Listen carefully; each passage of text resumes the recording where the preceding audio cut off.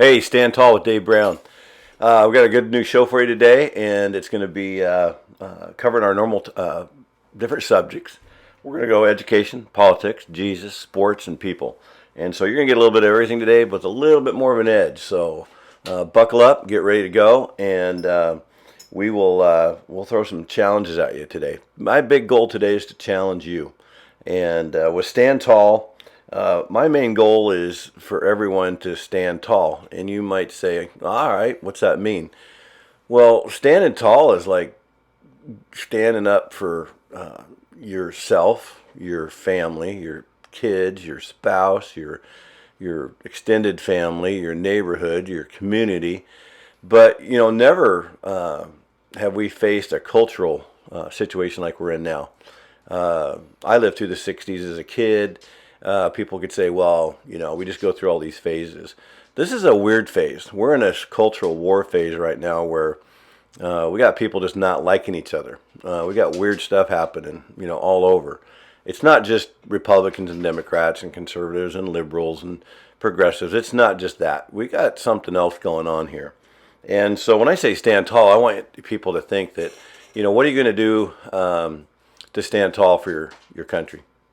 Because we're in a situation right now where our country is at a spot right now where there's so much going on that some people totally agree with and some people don't agree at all. And so we're really at a reflection point, I believe. I believe we're needing people more so than ever to not just be quiet. It's time to stand up and stand tall. And when you say, what's that really look like for me? You've got to just sit back, look in the mirror, and at the end of the day, we all brush our teeth, get ready to go to bed, and you look in that mirror, and it's pretty hard to lie to yourself. It's pretty hard to say, I had a great, productive day when you didn't, or maybe you did have a great day, and you can kind of pat yourself on the back a little bit. There's nothing wrong with that. But it's hard to look in the mirror and not just be truthful with yourself. And I'm challenging everybody to do that, and are you standing tall? And so that's our challenge on this show, to give you information, to give you the ability to think and to challenge you.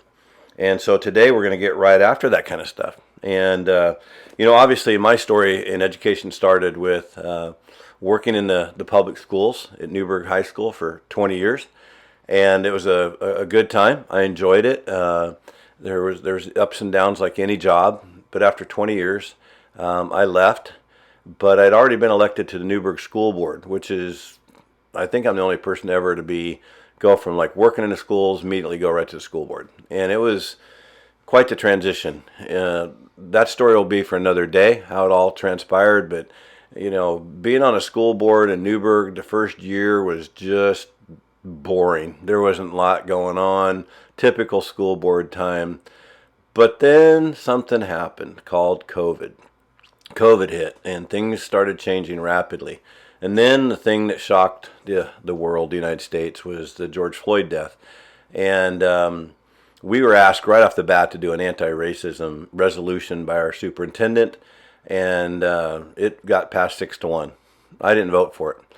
I even wrote a 3,300-page response to it, and I thought it was the most racist thing I'd ever seen. And they were talking about anti-racism. Confusing? Yeah, that's kind of where we're at. So after a pretty good career of people sort of liking you and being successful in coaching and things like that, all of a sudden now I got people coming to school board meetings calling me a racist.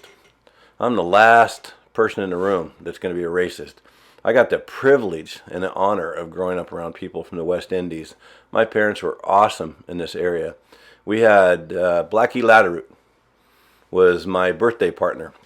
He was, at least 60 years older than me. He was born a Native American on the Blackfoot Indian Reservation, and he and I shared the same birthday, June 29th. And so every day of my life on a birthday, my cake would read David and Blackie. That was our cake.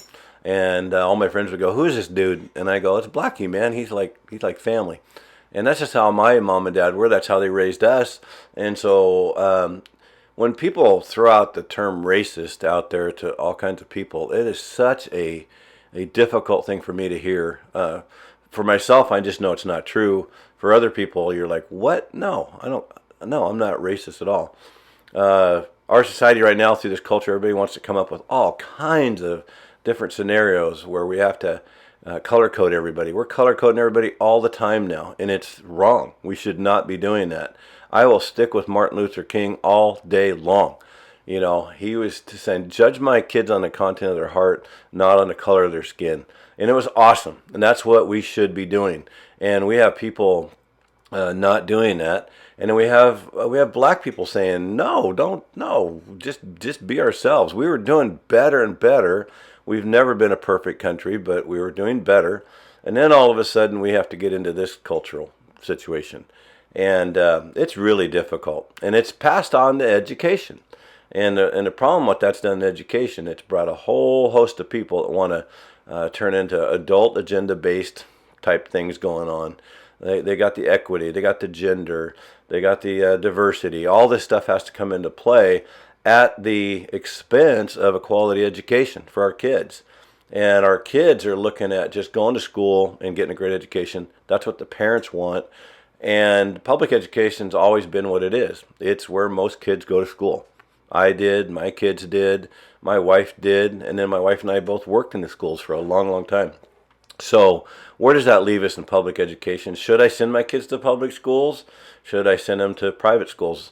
Private schools have been around a long time, longer than the public schools have been around. So where does that leave you? Well, there's also homeschool.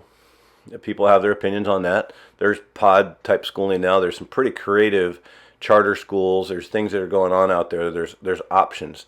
But all the money that you pay in taxes still goes to public schools. Money doesn't follow the kid. The money goes to public schools, whether they're in there or not. You homeschool your kid, money's still going to the public schools. So how does that leave us when it comes to what should you do? My big thing to you is look at your child that you would probably give up your life for, and you don't get today back. You just don't get today back with your child. And then do a little math. 18 years from the time they're born. So, you know, they don't really start school till they're 5 or 6. So you can get it down to around 12, 13 years. Times that by, 365. And you're kind of going, boy, I don't get a lot of time with my kids. And then you factor in as they get older, and they start playing sports and they're around other coaches and other people and then teachers and they're gone all day at school. And then they get to middle school, high school, and they got their friends and they got all their activities. And you're kind of going, yeah, I don't get a lot of time with my kids. And you only get today. What are you going to do? How are you going to handle that? And I would say you have to really look in that mirror at the end of the day and say, are my kids safe? Are my kids getting a great education? And I want to say this. I'm going to say it over and over and over and over. I have worked in the public schools a lot. And there are fantastic teachers out there in this world. Private school, public school.